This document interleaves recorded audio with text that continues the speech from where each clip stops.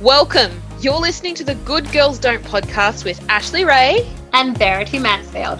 This is the podcast where we smash those rules that we've been taught to follow both as men and women and burn the damn rule book. We're tackling the big issues and the issues nobody wants to talk about, and we'll be fiercely feminist about it. This podcast is about inspiration, education, compassion, and being the change that you need to see in this world. This podcast is for the trailblazers, the freedom fighters, and the soul igniters, and all the women just like you who are ready to break the good girl rules and be heard. We acknowledge the traditional custodians of Australia and its First Nations people on which this podcast is produced and consumed. We pay our respects to their elders, past, present, and emerging. Get ready for the revolution.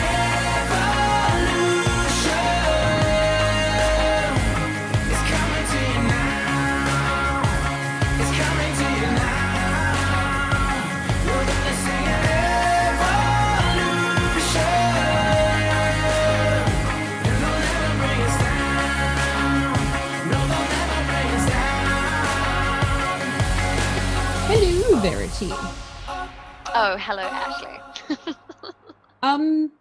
I could use some, but also I'm assuming that there are several people listening who are looking at the calendar and going, holy shit balls, Valentine's Day is coming. It's coming. It is coming really fast. I know. I feel like just yesterday we were celebrating the new year, and before that, Christmas feels like it was 5 years ago already. But look, Valentine's Day is coming. It brings up a lot of stuff for people, and it brings up so much stuff for people, so much self-worth, so much self-worthlessness, and so much bullshit. And it's people get really caught up in what is bullshit on Valentine's Day. And I would like to start off by saying the people who say, I don't do Valentine's Day, it's commercialized bullshit. I call bullshit on that. Valentine's Day is whatever the hell you want to make it. And I think people who say that Valentine's Day is commercialized is because they bought into the commercialization of Valentine's Day, not because they're different, not because they're special, unique, or thinking about Valentine's Day outside the box at all. It's because they're actually trapped into the commercialized concept of Valentine's Day, and they've already bought into the bullshit. Do you know what? I've been that person before where I'm like, this is crap. But, I agree because I remember feeling like, oh, everyone else is going out and being romanced and I'm at home on no one own. loves me. And this is a bullshit about Valentine's Day. And I think this is something we really need to stop doing, is making somebody else responsible for validating our self-worth. And that is the bullshit on Valentine's Day. You've got two extremes. You've got people who are like, I don't do Valentine's Day, it's too commercialized. Or you've got the people who are like, go to the extreme of expecting and wanting the wine and expensive dinners and the proof of, their lover's validation and undying love. And they both suck. They're both ridiculous. They're both completely out of touch. And I think we need to honestly start looking within ourselves and look at Valentine's Day for what it is. Valentine's Day is a day of love. Like, how hard is that? Why wouldn't you want to celebrate that day? And why does that have to cost anything? Yeah, can we talk about that for a second? Because, I know we just dived into it a little bit, guy, and I just really want to back up a little bit on what Valentine's Day is. On. You did, but it's awesome because we really want to unpack Valentine's Day. We know Valentine's Day is coming, and we wanted to put this episode out to be like, let's have a rebellion, guys. But let's just back up for a second. It's coming. People probably, feeling a bit anxious or a bit weird about it. And there's so much pressure around Valentine's Day. Yeah. So I thought I would just ask you a bunch of questions because you're like the relationship expert. And also I know you have a lot to say about Valentine's Day. And ever since we met, I have found your take on Valentine's Day extremely refreshing. It's so nice to be around someone who's like, you don't have to go out on a super fancy date with someone. I think there's a lot Yeah. of people this time of year, like right now, who are getting on Tinder and being like, I need to find someone for Valentine's Day, For or it's a Valentine's failure. Day. I know. It's so hilariously funny. It cracks me up. But I think this is the thing. Valentine's Day is about love. It isn't about religion. It's not about cultures. It's not gender specific. It's not, you know, tied to sexuality or race or anything. It's a day about love. And why not celebrate that day? What on earth? Like, this is a world we live in. There's so much shit goes on. There's one day that we need. Like, we have, you know, a day for this and a day for that and a day to We wear have your a hair up public and holiday to a day celebrate the for AFL in Victoria. AFL Victoria, yeah, a day for football, a day if you're a girl, a day if you're a boy, a day for this religion, a day for that religion. And it's like, what, you know, what other possible more important day could we possibly have than a day of celebrating love? It's the one thing this world needs more and more and more of. And yet Valentine's Day stirs up so much shit for people. It triggers people, you know, their self-worth so badly, and people outright, you know, protest and refuse to celebrate it. And I find that really very, very interesting. I think it says so much more about other people's subconscious beliefs about themselves and their self-worth than it does about, you know, how much money Paul Marx is making on their cards. Um, but yeah, Valentine's Day for me, I fucking love Valentine's Day. It is my absolute favorite day of the year, more than my birthday, more than Christmas, more than What? Easter. More than your birthday? More than my birthday. You know how I feel about my birthday.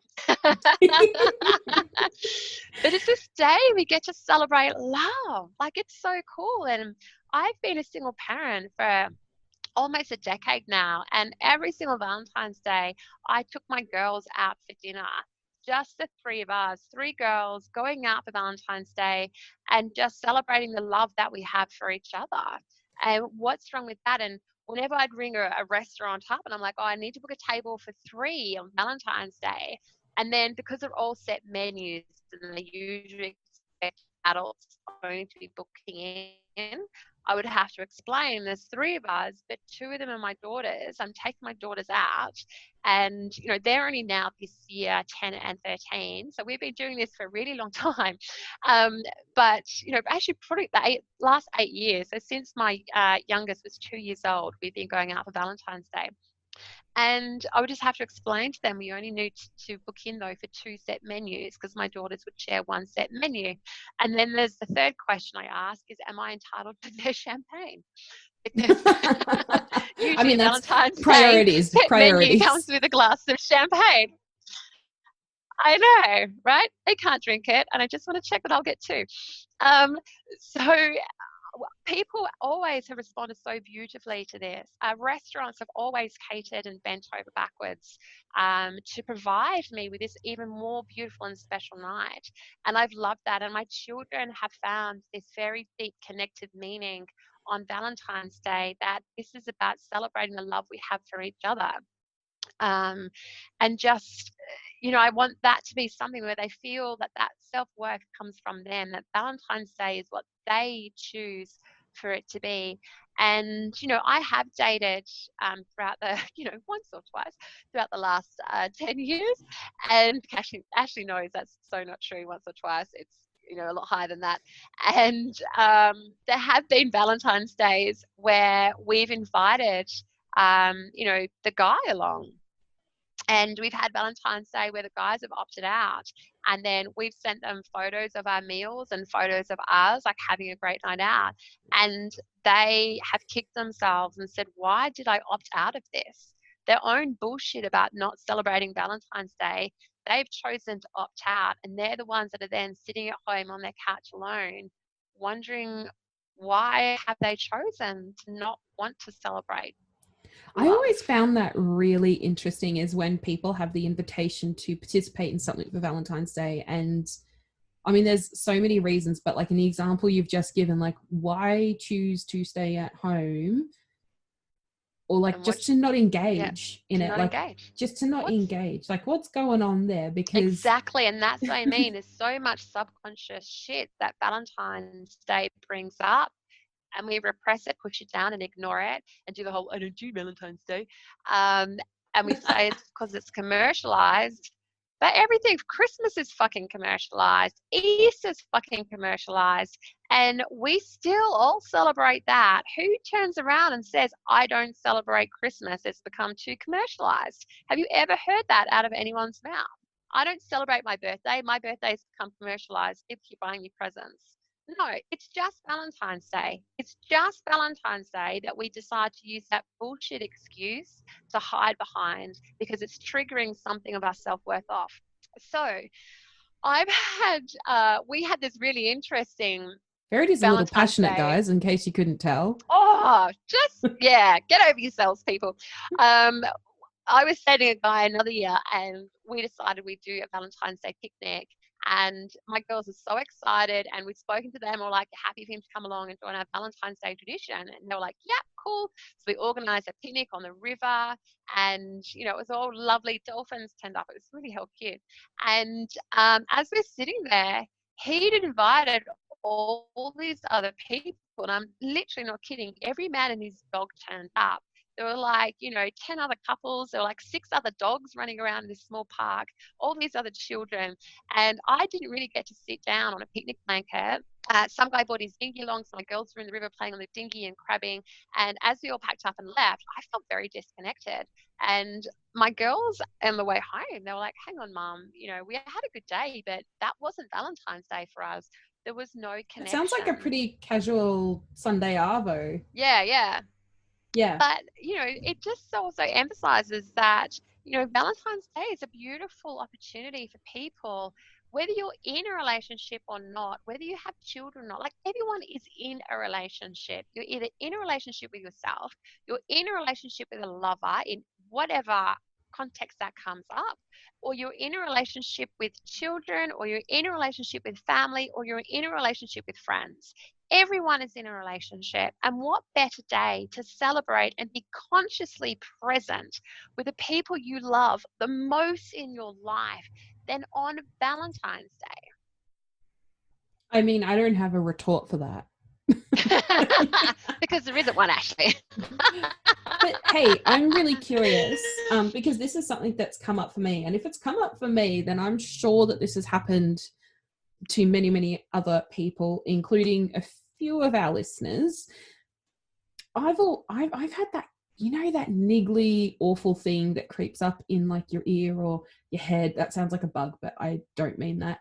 But like that thing that's like, oh, I got like the comparisonitis that happens where it's like, it's almost like there's an unconscious competition between people who are in relationships on Valentine's Day, the people who really do buy into the social expectations. Like, I don't know if you've ever had this happen, but like I've certainly had this happen where my first big love way back when bought me a bottle of wine for Valentine's Day, but like I was sitting under a tree somewhere in the city, like waiting for him to finish work. We were going to meet up and then go do stuff. He came out with a bottle of wine and I was like, oh, that's nice. And I was a little bit disappointed because I assumed that he could read my mind. I can see the steam coming out of your ears at this point. Or me laughing in hysterics on the floor.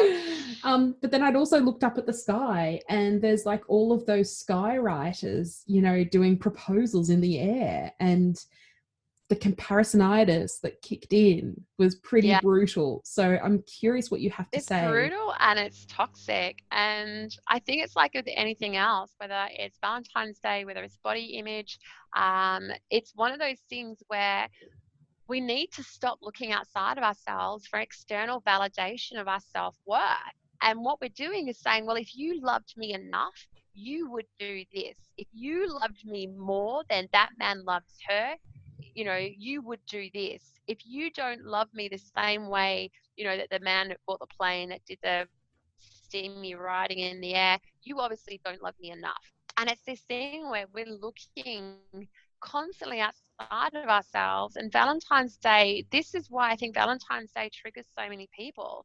It's this thing, it's like our self-worth gets so caught up in how the rest of the world sees us. And it's one of those things that, if we're not loved enough, if someone doesn't love us, if someone doesn't turn up, if someone doesn't show up, it's like we're waiting for someone else to make us feel loved on Valentine's Day. And that is what is so dangerous and toxic, about it. It's not Valentine's Day itself, our expectations. And we don't have to buy into those expectations. And those are the expectations, the good girl goes through. That if I'm good enough, if I'm loved enough, that X, Y, Z will happen. Yeah, you'll find And a dude that goes to the ends of the earth for you and has no respect for his own well-being and needs. yeah. And I'm just going to be honest, it's fucked up, crazy, batshit bullshit. It doesn't make any sense. I really want a t-shirt that says that, by the way. I will make you one. But it's one of those things where it's like Valentine's Day comes up and we start looking outside of ourselves for people to prove that they love us.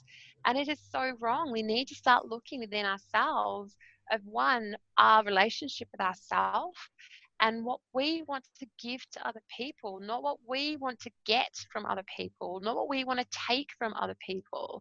What can we give? How do we give love on Valentine's Day? How do we celebrate? How do we step out of our own little sulky victim ego and show up for those that we love?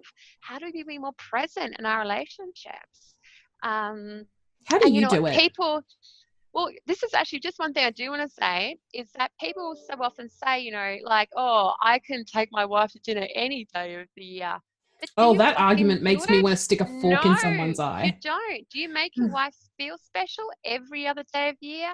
No, you don't. We need Valentine's Day. We need a day of love where everyone is turning around and saying, how can I give of myself today? How can I lovingly show up today? How can I make someone else feel loved today? Instead of looking at ourselves, feeling empty and demanding that the world, prove itself that we're lovable. So much yes. So much yes. But I'm really curious though, like I feel like telling people to go and love themselves more can sound a little wanky. It does sound wanky and a little it's bit hard to do. Yeah, let's talk about very that. General.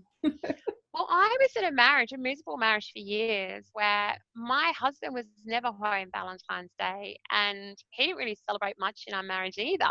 And Valentine's Day, I never got to really celebrate it until I got divorced. And it was my opportunity to sit there as a single mom and just be like, fuck, it's Valentine's Day and I'm just as lonely as ever. And to have that mindset of going, well, do you know what? I'm in control now. I get to celebrate Valentine's Day. My partner doesn't get to tell me no. And so that's when I started taking my daughters out for Valentine's Day. And if I was dating that period, my partner that I was dating always had the option to join us or not join us. And funny enough, when I started dating, it's the first thing out of my mouth was, by the way, I love celebrating and I love celebrating Valentine's Day. You don't need to join me. I will have just as much fun without you. But if you don't want to miss out on the fun, if you want to join in the fun, you are more than welcome to join us. And I make it very, very clear from the beginning. So I'm not interested in the bullshit attitude. And I don't want to be with someone who is too lazy and selfish to not want to celebrate. And I'm not talking about buying anything. We don't have to go for expensive dinners. There's so many beautiful ways that we can celebrate Valentine's Day, whether it's, an inexpensive picnic with some fruit, fresh fruit and water. It doesn't even have to be wine and oysters. But whatever it is, just from your local Woolies or Bud Shed or IGAs or whatever people have Coles near them. I've got to tell you, like our little tradition on Valentine's Day, we do not do big, splashy, lots of money kind of things for Valentine's. Yeah, because you don't have to prove to each other that you love each other. You're just happy celebrating. Yeah, and we make an effort. And sometimes we do something that is like we might go somewhere, but most of the time, like our little tradition is that it's breakfast in bed. I love that. And Scott, it's the one day a year I get breakfast in bed and I don't have to make it. But how joyous is that even? It's brilliant because we make breakfast and we just sit in bed and we chat, Connect, we connect. intimacy. Yeah, and Ah, it's beautiful that way. And it's like, it's not even that fancy. Like, yeah. There was one year that I didn't have my children, and my sister rang me up and she said, "Oh, Valentine's Day is coming up." And I was like, "Hell yeah, it is." I said, "Let's book let's go do it. We'll do something really hilarious. We'll book a really romantic, because we were both single that year. We said, let's find the most romantic restaurant we can find on the ocean, um, and book it for ourselves. We'll book a table for two sisters." And my sister, who's another rebel, was like, "Hell yes." So we rang around, and our questions were, what is the menu? Is there champagne involved? And do you have candles on the table? And how close are you to the ocean? And if we couldn't see the ocean, or there was no candles on the table, and there was no like romantic, duo musicians playing, we weren't going. Anyway, so we found this restaurant right on the beachfront. The waves, crashing in front of you, and we had candles on the tables, and they had a duo, a singer and a guy on guitar playing that night. We thought, yep, this is us. This is as romantic as we can possibly make it. And we thought this was hysterically funny. And so we booked for a table of two. And then the day before, one of my best friends, Ryan, rang up, who's gay. And he'd just broken up with his boyfriend. And I was like, "Oh, dude, I'm not doing sad sax on Valentine's Day and this whole I hate you Valentine's Day. You're coming for dinner with my sister and I." So he came along. And then I think again, the morning of Valentine's Day, her best friend, my sister's best friend, rang up, and I think her relationship had just fallen apart. And we were like, "Look, right, table of four on Valentine's Day." We were literally the only table of four on this sea of tables of two. And they put us right in front of the band, and the wait staff were pretty amused by us. And we were cracking jokes with them. My sister and her best friend were literally cracking onto the single waiters, because they questioned every single nice. waiter that came to the table. One waiter was like, "Oh, I'm gay." And we were like, "Well, meet Ryan." It was hilariously funny. We were just in stitches from the beginning to the end of the night. And there's a moment of that night I looked around at all the other couples around us, because none of us were couples on this table of four. And there wasn't a single table that was speaking to each other. There were tables where one person was on their phone, where both people were on their phone, where no one was on the phone, but they're both staring at the ceiling. We were having an absolute blast. It's probably one of the most fun nights I've ever been out for dinner, to the point we started heckling the band and they started heckling us back. It was hysterical. Other tables started laughing at us. The wait staff were laughing at us. And it just really went to prove that we shouldn't just do things because we think we should, but do them because you want to celebrate, because you feel called to celebrate. And whether it's with your gay best friend, whether it's with your sister, whether it's with your sister's best friend, whether it's with your children, um, there is absolutely nothing wrong with showing up for ourselves. And I think that's the whole point. We have to show up for ourselves on Valentine's Day, not showing up hoping that someone else will show up for us. You know what it sounds like actually to me is, hearing you talk about that sounds a lot like not just showing up for ourselves, but like what that means is actually being really responsible for what happens in your life, including Being Valentine's responsible Day. for our self-worth. Like, is there Yes. any other better day to do that than Valentine's Day? You literally have the world behind you encouraging you to love. Yeah, it's a great day. And when you rebel on Valentine's Day by actually going out and celebrating with someone who's not your partner, don't do it with someone else's partner. It's a bit weird, but that's a whole nother episode. Um, but it is amazing to see people rally up behind you. And was it last year or the year before, the girls and I were out for dinner, and the head chef came out because he just couldn't believe that there were two little girls eating. We Valentine's Day is my night as well. It's not about my children. in terms of we don't do chicken nuggets and chips or any of that crap food.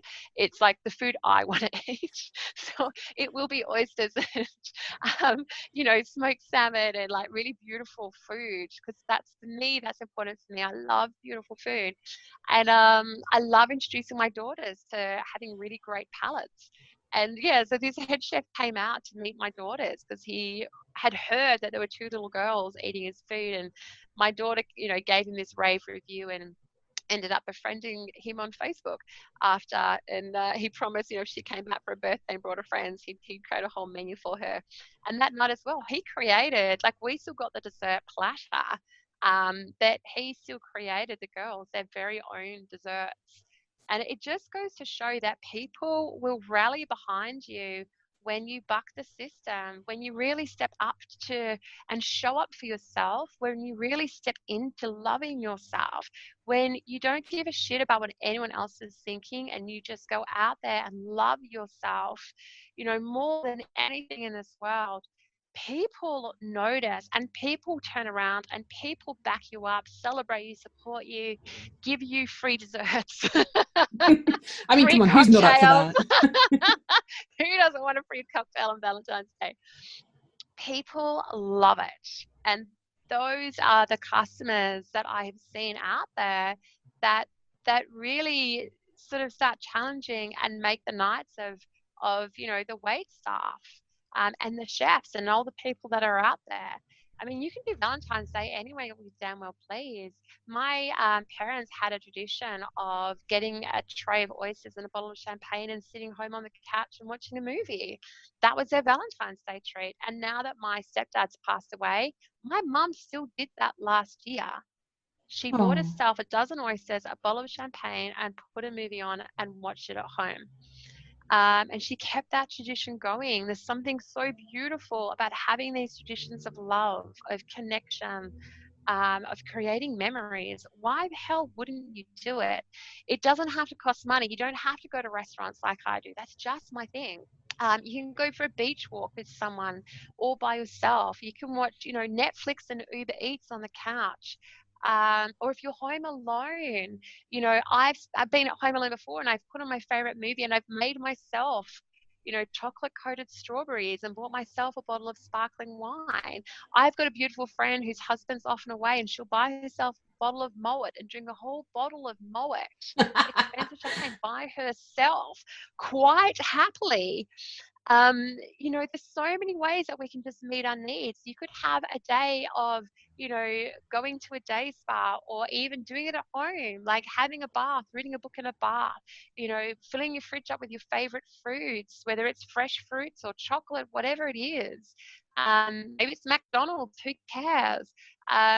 Doing a mud mask, just being kind to yourself and embracing this day of love. You've got a whole world out there that's celebrating love. Why don't you want to tune into that? And if you don't, I think you need to start looking at what's underneath that. wow, that's really powerful what you're asking people to do. Why is there the resistance there to love yourself? Are you asking me? No, in general, everyone. Yes, Ashley.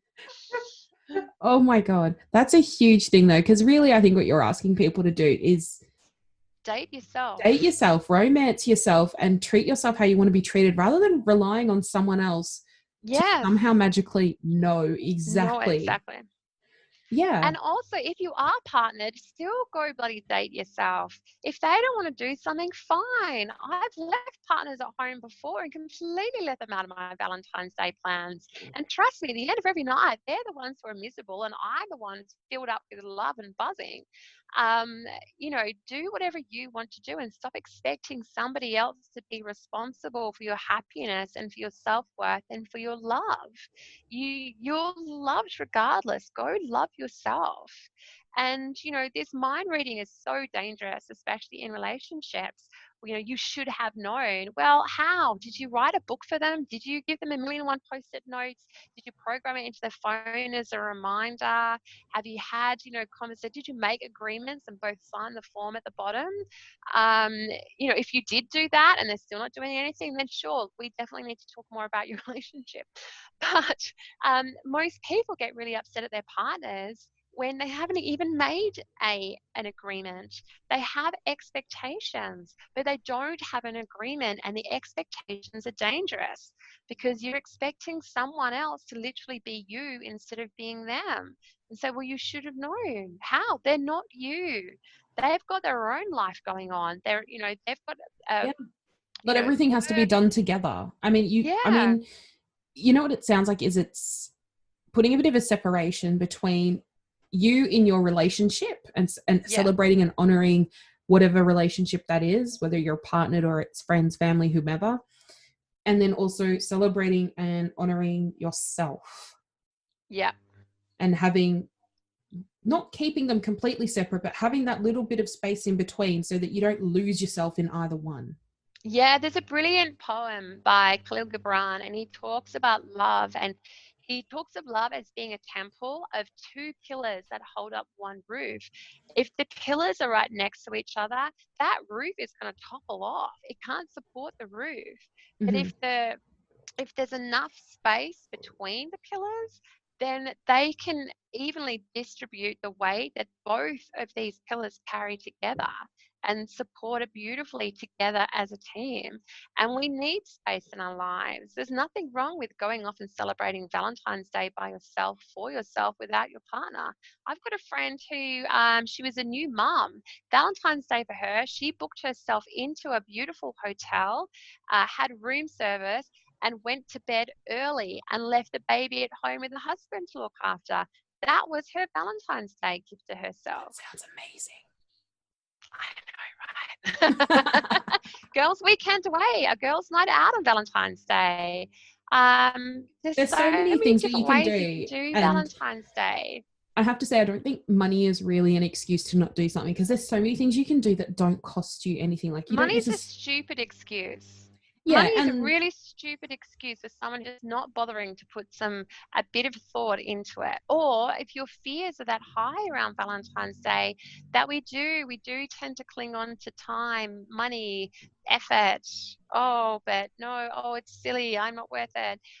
We do make up excuses for it. And that's why we need to sit and think about, where does the resistance come up and why do we have this resistance to love ourselves? I think that's brilliant. And I think you've just worded that perfectly. So here's what I want to ask our listeners to do for the Valentine's Day Rebellion. I want you guys to send us a photo of what you get up to on Valentine's Day. Let us know what your rebellion is. Yeah. And do you know what else? At the moment in February, for the whole of February, I'm actually running a 30-day self-love opportunity. And so even on Valentine's Day, there will be something in that opportunity for you to do, a certain task for you to do, that's going to ask you to step up and love yourself. It's So really at any good. point, it's beautiful. We've run this before with like 130 women. So if at any point in February that you want to look into self-love, we'll put the link in for the 30-day self-love opportunity. Now, it's not called a challenge. It's called an opportunity. It's nothing that anyone needs to complete. It's not anything to get competitive about. There's no prize at the end, apart from loving yourself a whole lot more and being happier with yourself. But it's an opportunity of 30 days, and you don't have to show up every single day. It's across 30 days, or at some point in February, this month of love, that we're able to catch you. If there's one day you're having a shitty day, you've got your period, if your relationship breaks down, if your kid's annoying you, if your boss is annoying you, if your best friend's annoying you, if, I don't know, you broke a fingernail, and you're just not feeling that self-love, that, across this month, we're able to catch you on one of those days. It's a really awesome thing I have been through. Opportunity. Yeah, I was about to say challenge and I was like, that's not right. I've actually been through that before, I think, in the early days, and it's really beautiful. It was a bit eye-opening. I've also been to your house and seen the 30-day thing that you have on the wall.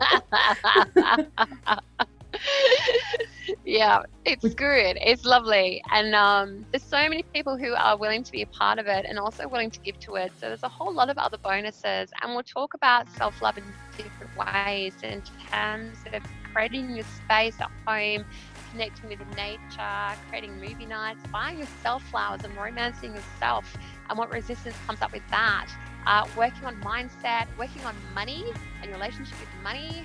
And this year, when we're doing this self-love opportunity, it's beautiful because we're also bringing, or there's an opportunity to engage your partner in every activity every day. So there's a self-love for yourself, and then how we can extend that to the people around us.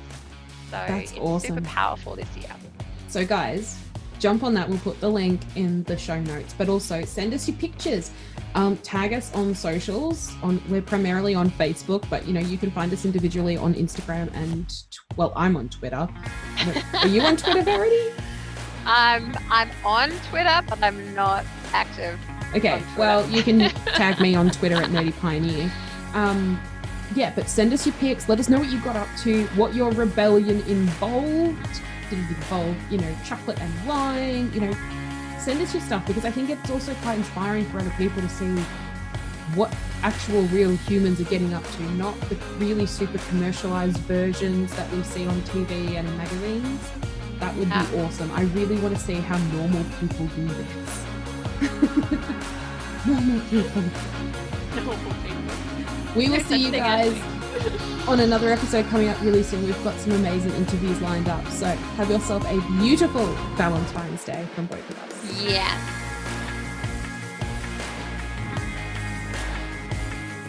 Hey, if you want to continue this conversation, head over to our Facebook page and be part of the revolution.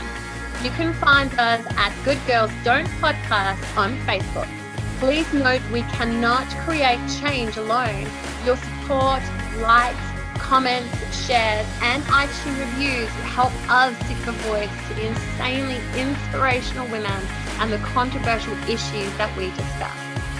If you'd like to be a part of our podcast, or if you have an issue that you have a burning desire for us to bring into the light, please contact us.